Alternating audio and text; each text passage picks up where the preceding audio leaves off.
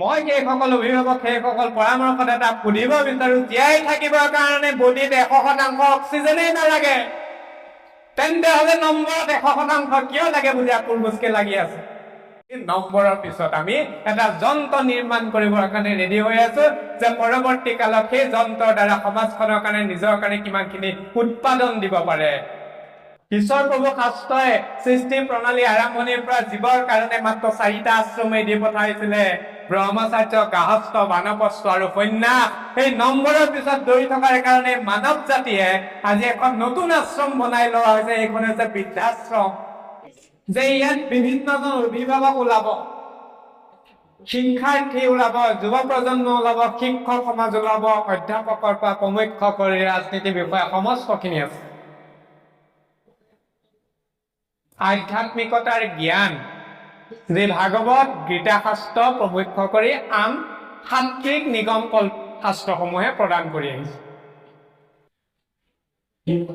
এই আধ্যাত্মিক জ্ঞানে যেতিয়া উঠি অহা যুৱ প্ৰজন্ম বা গৃহবাসে পালন কৰা গাহস্থ ধৰ্মকাৰী সকলে যদি আচৰণলৈ আনে, তেতিয়াহ'লে সেই গৃহখন আৰু উঠি অহা প্ৰজন্মটো সুখময় হ'ব।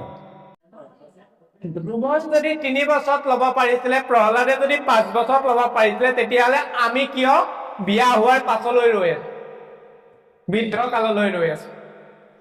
ইয়াৰ আগতে এটা কথা কৈ আহিছিলো যে উঠি অহা প্ৰজন্ম আধ্যাত্মিকতাৰ জ্ঞান কিয় লাগে। সৰু এটা উদাহৰণ, আমি অভিভাৱকৰ পৰা আদি কৰি সমস্তখিনি আছো। পৰীক্ষাৰ নম্বৰটোলৈ চাবচোন, শিশু কালৰে পৰা যেতিয়া ডাঙৰ হৈ লাহে লাহে আহি থাকে, তেতিয়া বিষয়বস্তুৰ লগত পৰিচয় কৰাই দিয়া হয়, শিক্ষালৈ অগ্ৰসৰ কৰিবলৈ প্ৰয়াস কৰা হয়।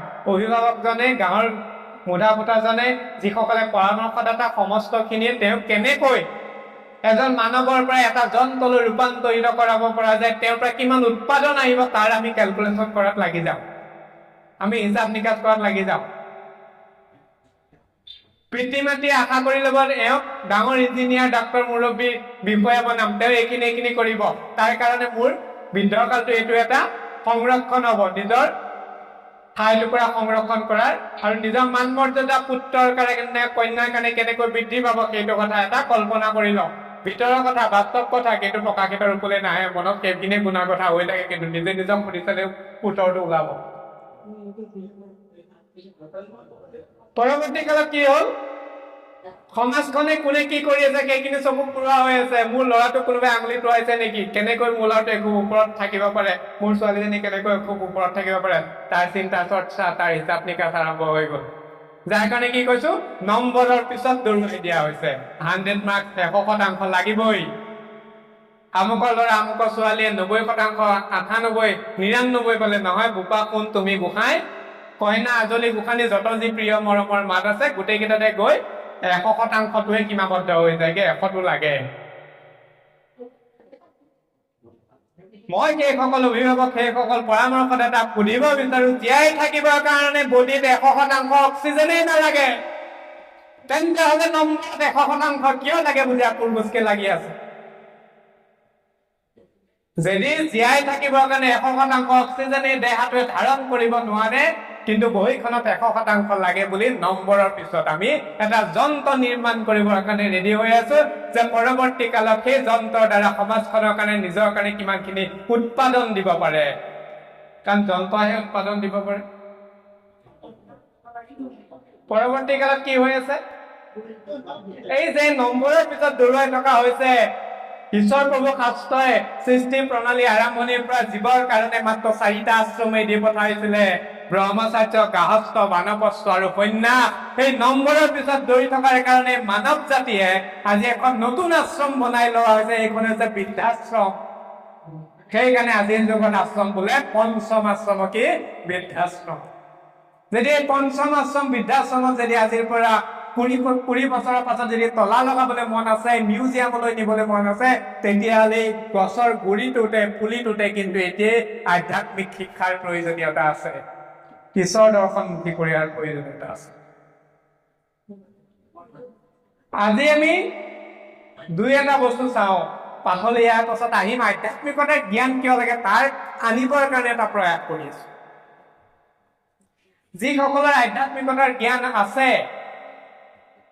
এটা বস্তু মনলৈ আনো, আমি অভিভাৱকজনে পৰামৰ্শদাতাসকলে চিলেবাছ পঢ়াওঁ, আমি দুইজন শিক্ষক কিন্তু দেই। কথাটো হ'ল শিক্ষক বুলি এইকাৰণে গৌৰৱবোধ কৰোঁ যে কিবা এটা বস্তু সেইখন সুবিধাত দিব পাৰিছো। যেতিয়া আমি নৱম বা দশম শ্ৰেণীৰ পাঠ্যসূচী পঢ়াওঁ তেতিয়া শিক্ষকসকল বা অভিভাৱকসকলে নিজৰ শিশুটোৰ নিজৰ কন্যা আৰু পুত্ৰৰ কিতাপখন মেলি চাবচোন, বেলেগ বিষয় নালাগে, অসমীয়া বিষয়টো মেলি চাব। অসমীয়া বিষয়টো নৱম দশম শ্ৰেণীৰ পাঠ্যসূচীত পাব। দশম শ্ৰেণীত বিষাদ যোগ দি থোৱা আছে। চিলেবাছখিনি পাঠ্যসূচীখিনি চাবচোন, বিষাদ যোগ দি থোৱা আছে, কানাই চাতুৰি দি থোৱা আছে, বৰগীতটো দি থোৱা আছে।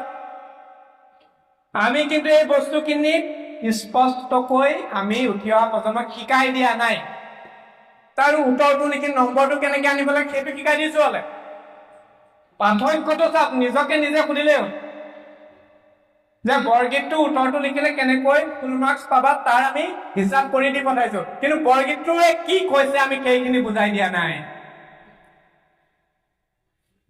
গীতা শাস্ত্ৰৰ প্ৰথম বিষাদ যুগ আছে, চাবগে ঘৰত গৈ পেলাই। বিষাদ যুগ আছে, বিষাদ যুগত কি আছে?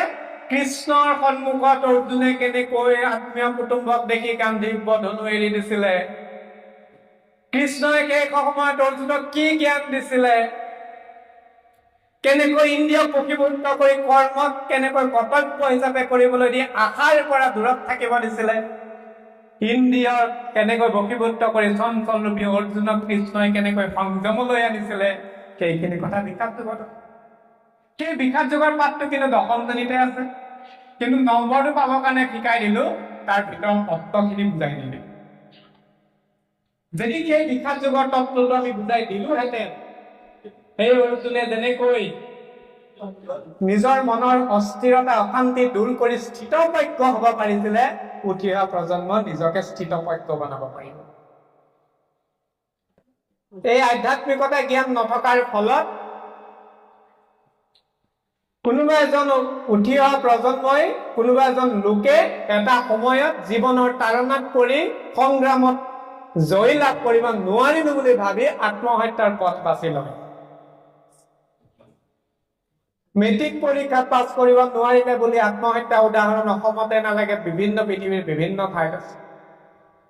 জীৱন প্ৰণালীত চাকৰি এটা উপাৰ্জনৰ পথ এটা উলিয়াব নোৱাৰিলো বুলি আত্মহত্যাৰ পথ ঢেৰ আছে, ঢেৰ উদাহৰণ আছে। যিজনৰ আধ্যাত্মিকতাৰ জ্ঞান আছে তেওঁ কেতিয়াও এই পথলৈ নাযায়, কাৰণ তেওঁ বুজি পায় যে ইন্দ্ৰিয়টো এই বডিক থকা দেহত থকা এই সমস্ত 24 তত্ত্ব মোৰ নিজৰেই নহয়, তাক মই কষ্ট দিয়া অধিকাৰো মোৰ নাই। যোনে জানিব তেওঁ কেতিয়াও আত্মহত্যাৰ পথ বাছি ল'ব নোৱাৰে। অৰ্জুনক যেনেকৈ কৃষ্ণই শৰণাপন্ন দিছিলে, তেনেকৈ আধ্যাত্মিক শাস্ত্ৰই উঠি অহা প্ৰজন্মক শৰণাপন্ন দিব। বৰগীতৰ প্ৰথমটো গোটেই দশম শ্ৰেণীৰ, মই বিশেষ ডাঙৰ ডাঙৰ তত্ত্বলৈতো যোৱাই নাই। দশম শ্ৰেণীতে প্ৰথম বৰগীতটো এবাৰ বুজাই দিবচোন, কি লিখা আছে, নম্বৰৰ পৰা ফালৰি কাটি কি লিখিছে বুজাই দিলে বুজি পাব। হৰি হেৰে বাপ পখিল শৰণে নেৰিবা বান্ধৱ মোক জীৱনে মৰণে। কি শিকাইছে? হে প্ৰভু ঈশ্বৰ, তোমাৰ ওচৰত মই আশ্ৰয় বিচাৰিলো, মই তোমাৰ ওচৰত শৰণাপন্ন হলো, তুমি মোক এই জীৱনত এৰি নিদিবা আৰু মোক আহি থকা জীৱনতো তুমি এৰি নিদিবা, সেই বুলি প্ৰথমতেই শৰণাপন্ন হৈছে। সেই বস্তু শিকাই দিয়কচোন। তেওঁ য'তেই নাথাকক তেওঁ কিন্তু আধ্যাত্মিকতাৰ সেই ঈশ্বৰ কি বুজি পাব, উপলব্ধি কৰিব আৰু তেওঁ সেই মাৰ্গেৰে অতিবাহিত কৰিব। আপোনাৰ ল'ৰা আপোনাৰ ছোৱালী কোনোবা গৈ বিদেশত পঢ়ি আছে, কিবা এটা অঘটন ঘটক, ঈশ্বৰে নকৰক, তেওঁ কিবা এটা সমস্যা সৃষ্টি হ'ল, তেওঁৰ ভিতৰত যদি সেইখন জীৱনী আধ্যাত্মিকতাৰ জ্ঞান, ঈশ্বৰৰ প্ৰতি একান্ত চিতে শৰণাপন্ন হোৱা সেই শকতিকণ আপুনি শিকাই দি পঠাইছে, আপুনি গৈ পোৱাৰ আগতে কিন্তু তেওঁৰ ওচৰত থাকিব। বিলাতত আছে আমাৰ পুৰোহিত আত্মীয়সকল, আমি গৈ পোৱাৰ আগতে তেওঁ কোনে ৰক্ষণাবেক্ষণ দিব? ঈশ্বৰ প্ৰভু ভগৱন্তই নিজেই শৰণাপন্ন দিয়ে, কাৰণ তেওঁ নিজে শৰণ লৈ থৈছে, বেলেগৰ ওচৰত আশ্ৰয় বিচাৰিছে। প্ৰভু মই তোমাৰ ওচৰত আত্মসমৰ্পণ কৰিলো, তুমি মোক ৰক্ষা কৰা। সেইটোৱে আধ্যাত্মিকতা জ্ঞান, আমাক সেই কাৰণেই লাগে। আৰু বিষয়টো ক'লৈ নাযাওঁগৈ, সেইকাৰণে এইকেইটা কথাই আনি আধ্যাত্মিকতা যে কিয় লাগে তাৰ এটা চমু উদাহৰণ দাঙি ধৰিবলৈ প্ৰয়াস কৰিম